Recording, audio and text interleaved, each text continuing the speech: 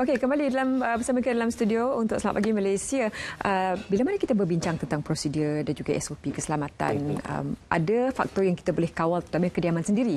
Tetapi bagi mereka, para pekerja yang tinggal dalam situasi quarters ataupun kawasan perumahan pekerja, ini merupakan satu lagi isu cabarannya. Dan bertuah sekali pagi ini kita dapat berbicara dengan Yang Berusia Tuan Haji Asri Abdul Rahman yang merupakan Ketua Pengarah Jabatan Tenaga Kerja Semenanjung Malaysia. Terima kasih Tuan kerana sudi bersama kami. Betul tuannya, fokus keselamatan itu berganda sejak berlakunya situasi pandemik ini, terutamanya bagi kuartus pekerja. Betul. So saya nak kongsi sikitlah, because walaupun kita telah laksanakan akta ini mula dikuatkuasakan pada 1 September 2020, dan kita dapati bahawa dalam keseluruhan majikan yang menyediakan tempat penginapan dan perumahan kepada pekerja dalam lingkungan 60,000, tetapi yang datang dan mendaftar dengan pihak jabatan dalam lingkungan hanya 3,000 lebih. Masih jauh daripada sasaran yang kita tetapkan. Dan yang paling besar adalah pada sektor pembuatan yang paling ramai menggajikan pekerja asing, iaitu hampir 400,000 lebih. Dan yang kedua, negeri yang tertinggi adalah Pulau Pinang, Selangor dan juga Johor. Tapi untuk tujuan itu juga pihak jabatan mengambil langkah ataupun inisiatif ataupun pendekatan untuk turun ke Padang membuat pemeriksaan, dan untuk tempoh 2 bulan lebih kita telah melawat hampir 2,000 tempat pekerjaan. Tapi yang merisaukan kami iaitu dari segi jumlah pematuhan yang capai pada tahap yang ditetapkan oleh undang-undang hanya dalam lingkungan kurang daripada 30%. 70% lagi masih lagi orang kata pada tahap yang jauh daripada sasaran yang kami tetapkan mengikut undang-undang. So itu yang kita agak risau. So untuk tujuan itu juga pihak jabatan mengambil pendekatan yang mana kita mewujudkan jawatan kuasa, yang mana kita memanggil pihak industri player untuk bersama dengan kita untuk berbincang dan bagaimana untuk menggerakkan supaya pihak industri dan juga majikan-majikan dapat memahami apa yang dimaksudkan dengan Akta 446 ni, iaitu standard minimum perumahan dan penginapan pekerja. Apa yang termaktub dalam akta tersebut, Datuk? Kalau boleh kongsikan secara general untuk layman bagi mereka yang tak begitu yang paling penting adalah kita nak supaya desa perumahan yang disediakan pada pekerja tersebut kondusif untuk didiami. Kondusif ni maksudnya mencapai pada satu tahap yang memenuhi piawaian antarabangsa lah contoh, dan pada tinggal kita pada tahap yang dikehendaki oleh undang-undang. Simple aja. Contohnya dari sudut perumahan, kalau kata untuk rumah teres yang ruang lantai dalam lingkungan 800 square feet. So kalau kita lihat pada umumnya kalau didiami oleh penduduk tempatan atau orang tempatan, so yang berkeluarga, yang 3 bilik, so dalam lingkungan 6 ataupun 7. Tetapi apabila kita turun ke Padang dan kita lihat, kebanyakan majikan meletak hampir kadang-kadang sampai 12 dan 14 orang. Tapi dari segi untuk pematuhannya, kita nak supaya maksimum dalam lingkungan ruang lantai 800 itu maksimum 8 orang saja.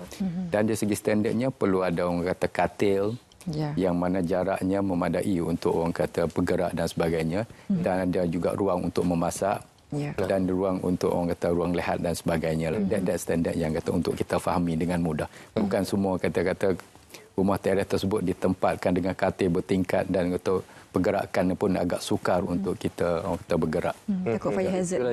Isu berkaitan dengan kebajikan tempat penginapan pekerja ini bukan satu isu yang baru. Cuma dalam tempoh pandemik ini ianya diberi perhatian berkenaan dengan soal kesihatan dan kediaman yang kondusif dan sebagainya. Betul. Mungkin tuan boleh kongsikan berkenaan kenapa pihak majikan perlu memberi kerjasama yang penuh dalam kita melaksanakan Akta 446 ini.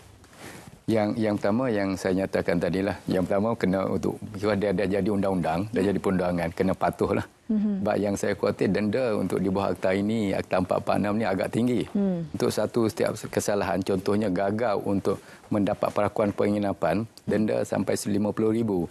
Kan? So kita khawatir sebab majikan di sini bukan saja majikan yang katakan ramai pekerja yang mampu, ada juga yang SME. Jadi kita dah turun dan kita dah buat pemeriksaan dan didapati kalau kata kita mengambil tindakan dan kita pun dah telah ambil tindakan pun. Ya.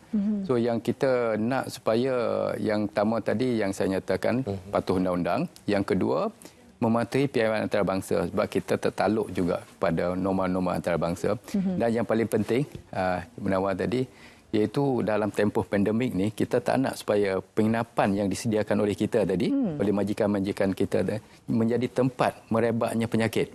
Ya. Dan kita dah ada kluster-kluster tertentu yang merupakan bermula daripada penginapan pekerja tersebut. Dan kita dah turun dan lihat kita dapati bahawa pematuhan tu perlu ditingkatkan lagi. So yang mana kita dapati dari segi kepadatan yang saya nyatakan tadi tidak mencukupi. Ruang udaranya pun pada tahap yang orang kata agak rendah dan dari segi kebersihan dan sebagainya. Dan yang paling risau juga yang kedua, patutnya pada tempat-tempat yang ramai pekerja, mereka harus melantik orang kata pegawai keselamatan dan kesihatan bagi untuk mengawal. Contohnya kalau kata ada gejala-gejala pekerja yang mana tak sihat dan sebagainya, harus mengambil tindakan untuk pengasingan dan melaporkan pada pegawai kesihatan dan sebagainya. So, perkara macam tu yang mana perlu diambil tindakan oleh pihak syarikat dalam mematuhi perkara inilah. Tuan, barangkali ada pekerja yang barangkali tidak puas hati dengan situasi kediaman mereka, tapi ada yang mungkin takut untuk tampil sebab kalau majikan trace balik, siapa yang report? Jadi bagaimana untuk memastikan ini dapat diseimbangkan supaya mereka dapat membuat, bukan keluhanlah, memberikan pertanyaan, tetapi mereka juga dilindungi dari segi pemberian maklumat itu. Okey. Dari segi piaran untuk orang kata penyiasatan aduan dan penerima aduan daripada pihak pengadu ataupun pekerja yang terbabit, normally kita ada hotline. Kita ada hotline yang mana boleh hubungi pihak jabatan di talian hotline kita 8886 5159. Okey. 8886 5159. Ya. So, ada antara yang kita apa. Tapi yang kalau email pun boleh. Tapi norma kita apabila kita terima aduan tersebut, kita akan siasat sebab kita ada pejabat di seluruh negara sebenarnya. So, kita ada di Semenanjung ni kita ada hampir 58 jabatan di seluruh negara dan di Sabah Sarawak pun kita ada ya. So, yang perkara ini sebab tu saya menyatakan bahawa yang penting malah untuk tujuan ini untuk menggiatkan lagi dari segi pematuhan, jabatan telah menubuhkan 4 pasukan khas mengikut zon. Kita ada di zon timur, kita ada di zon selatan, kita ada di zon tengah dan juga di zon utara. Yang mana semalam pun pasukan zon timur telah turun ke lapangan untuk menyiasat beberapa aduan yang kita terima. Tapi dari segi prosedurnya kita akan merahsiakan pihak yang membuat aduan tersebutlah. Identiti mereka yang mengadu. Baik Tuan, bila kita bercakap mengenai Akta 46 ini, bagaimana ianya dapat menjadi instrumen yang cukup penting untuk kita meningkatkan lagi taraf keselamatan dan kebajikan pekerja dalam masyarakat industri negara kita khususnya, dan sekaligus kita dapat membendung, kita dapat membawa imej yang baik di peringkat antarabangsa terhadap industri penjagaan kebajikan pekerja di negara kita. Okey, terima kasih. Sebab tu untuk tujuan ini kita merasakan bahawa sebab kalau sebagai penggerak kata bermulanya orang kata di segi environment yang kondusif untuk bekerja, so pekerja yang kata sihat, selamat dan orang kata cukup rehat di tempat penginapan yang baik, so akan melahirkan orang kata satu pendekatan ataupun produktiviti yang baik. So yang keduanya apabila kita patuh pada piawaian antarabangsa, sebab satu elemen yang mana Pak Jabatan juga cuba ketengahkan adalah supaya elemen penginapan yang padat pun juga disabitkan dengan elemen buruh paksa. Kan? So kita merasakan bahawa apabila pihak majikan kita patuh mengenai perkara ini, so kita boleh orang kata memastikan supaya pemataan tersebut dijadikan landasan kepada majikan kita untuk memenuhi piawaian tersebutlah supaya tak terlibat dengan elemen buruh paksa, indikator buruh paksa dan sebagainya. Dan produk yang dikeluarkan oleh syarikat tersebut tidak dibabitkan dengan produk yang menyatakan bahawa dikeluarkan oleh buruh paksa. Yang mana setengah-setengah negara telah menghentikan ekspor daripada barang keluaran kita disebabkan mendakwa bahawa kita terlibat dengan buruh paksa tersebutlah. So, aspek pendidikan, Tuan, ya, barangkali ada juga majikan yang tidak begitu fasih dengan Akta 446 ini. Jadi usul daripada pihak JTK, Jabatan Tenaga Kerja sendiri, bagaimana untuk memastikan ini suatu yang mereka di hujung jari, mereka faham bila bercakap tentang aspek penginapan dan juga Akta 446 ni. Okey. Kita telah masukkan perkara ini dalam kita punya website yang mana contohnya untuk memahami dengan mudahlah. Ya. Dan yang kedua, kita juga telah mengadakan libat urus di lapangan. Di peringkat awal ni kita cuba nak educate majikan kita supaya faham tentang apa yang patut mereka patuhi mengenai akta ini. Contohnya benda-benda yang kata asas, iaitu contohnya di keluasan lantai, dari segi kemudahan-kemudahan atau infra yang perlu disediakan. Dan yang ketiga juga dari segi ruang lingkup penginapan tersebut. Contohnya dari segi setengah tempat kami pergi dan lihat tempat disediakan agak cantik. Ruang lingkupnya ada, tapi dipagari contohnya. Dipagari oleh dawai yang tinggi dan sebagainya. So pergerakan pekerja tersebut juga terhad. So perkara macam ni kita merasakan bahawa harus ada dalam bentuk pendidikan yang berterusan daripada pihak jabatan dan dengan kerjasama majikan. Kita sedar kalau kata pihak kerajaan saja tidak mampu. Kita perlukan kerjasama daripada pihak industri. Dan yang baiknya pihak NGO juga sedar tentang perkara ini. So kita ada kolaborasi berterusan dengan semua pihak dan mencapai hasrat yang pada peringkat yang objektif yang kita dapat penuhi. Dan tadi Tuan ada menyatakan berkenaan bagaimana Akta 446 ini menjadi kayu ukur yang cukup penting untuk kita memastikan para majikan menyediakan kediaman tempat tinggal yang kondusif kepada para pekerja, dan ianya cukup penting untuk kita menjaga imej negara kita, untuk kita menepis persepsi ataupun tanggapan buruh paksa itu tadi, Tuan. Betul. Mungkin Tuan boleh kongsikan juga berkenaan dari segi pemantauan yang telah dilakukan setakat ini sejak dari awal pelaksanaan beberapa bulan sebelum ini. Okey.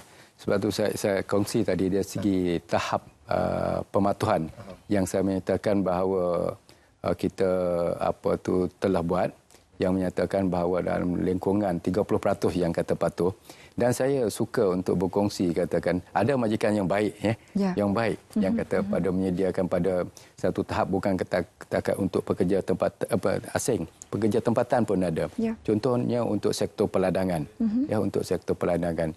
Kita lihat perumahan-perumahan yang disediakan oleh majikan di sektor peladangan, malahan ada keluarga tempatan yang mana menyediakan perumahan yang pekerja tempatan yang tinggal di ladang-ladang tersebut dengan keluarga, dengan anak dan sebagainya. Malahan disediakan tanah untuk bercucuk tanam, untuk menampung keperluan harian, contohnya untuk cili dan sebagainya.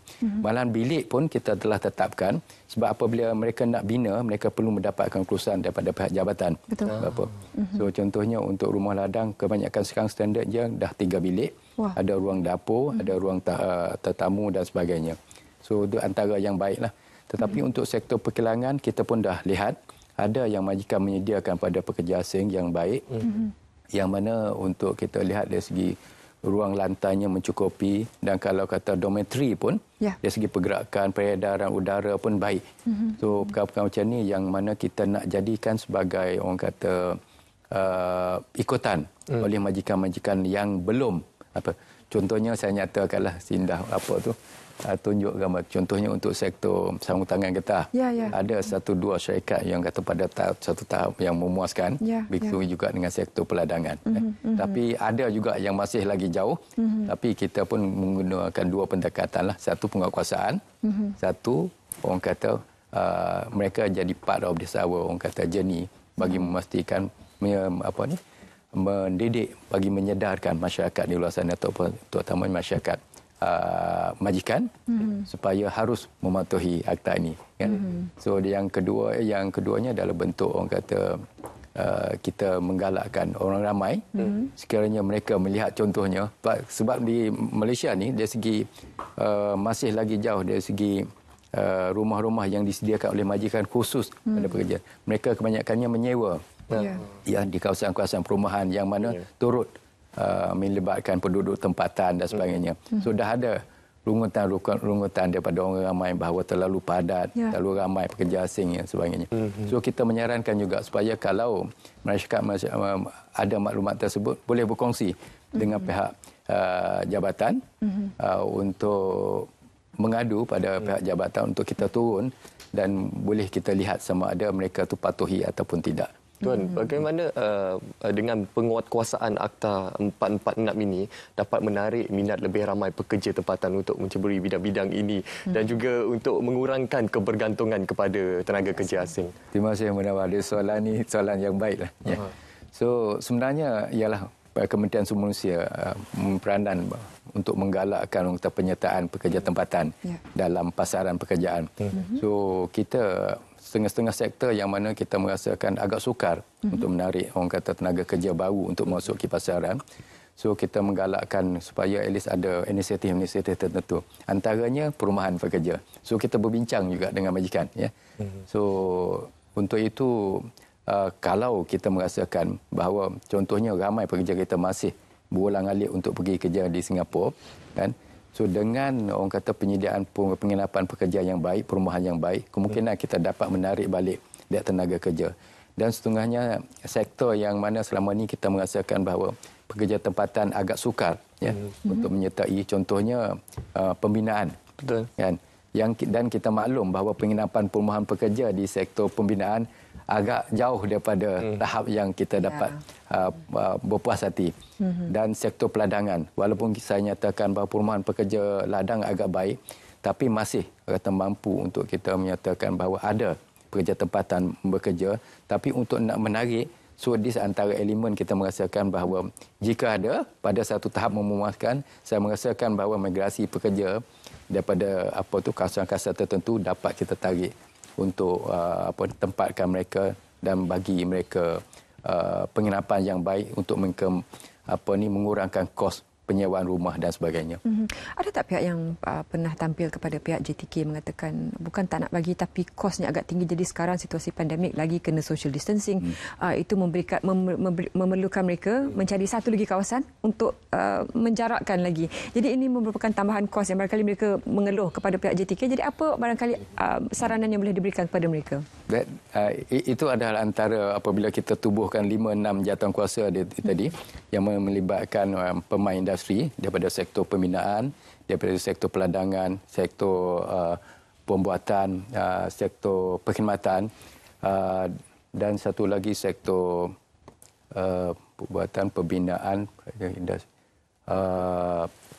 subsektor furniture. Ya. Okay. So antara yang mereka bangkitkan itu dari segi kos yang mana kemungkinan meningkat apabila. Tapi kita berbincang dalam bentuk orang kata jangka panjang dan juga jangka sederhana dan juga immediate. Malahan dah ada orang kata cadangan-cadangan daripada kerajaan negeri yang mana turut terlibat bagaimana untuk menyediakan. Kalau kita lihat dari segi penglibatan antara negeri yang ke depan, contohnya negeri Johor. Malahan kerajaan negeri Johor telah menyediakan orang kata perumahan pekerja yang mana majikan yang baru datang melabur terpaksa meletakkan pekerja di tempat tersebutlah bagi mematuhi that standard. Dan yang kedua tadi yang saya nyatakan bahawa setengah-setengah tempat yang mana harga tanah agak tinggi, contohnya di Lembah Kelang, kita juga ada yang kata dan berada di bawah pendekatan ini yang mana pihak ketiga yang menyediakan penginapan tersebut. Kita kata penyedia penginapan berpusat. Yang mana pihak private boleh membangunkan perkara ini, harus mematuhi orang kata piaran sebelum dibina, dan pihak majikan boleh menghantar pekerja tersebut di pusat tersebut untuk mengurangkan kos tadi. Dan yang kedua juga bagi mematuhi standard yang kita tetapkan. Dan pada masa sama, untuk makluman juga, majikan sebenarnya boleh orang kata diundang membenarkan kos tersebut ditanggung oleh pekerja. Dan kita membenarkan maksimum yang mereka boleh potong untuk satu pekerja adalah RM1. Bukan kata semua majikan kena tanggung. So, kos tu boleh dikongsi bersamalah. Boleh dirunding lah. Baik. Terima kasih Tuan kerana studio bersama kami pagi ini. Merupakan satu aspek yang bukan sajalah human rights, memberikan satu persekitaran kehidupan yang selesa untuk para pekerja, tapi juga dalam situasi sekarang aspek keselamatan untuk memutuskan rantaian COVID-19 ini merupakan satu aspek yang sangat penting sekali.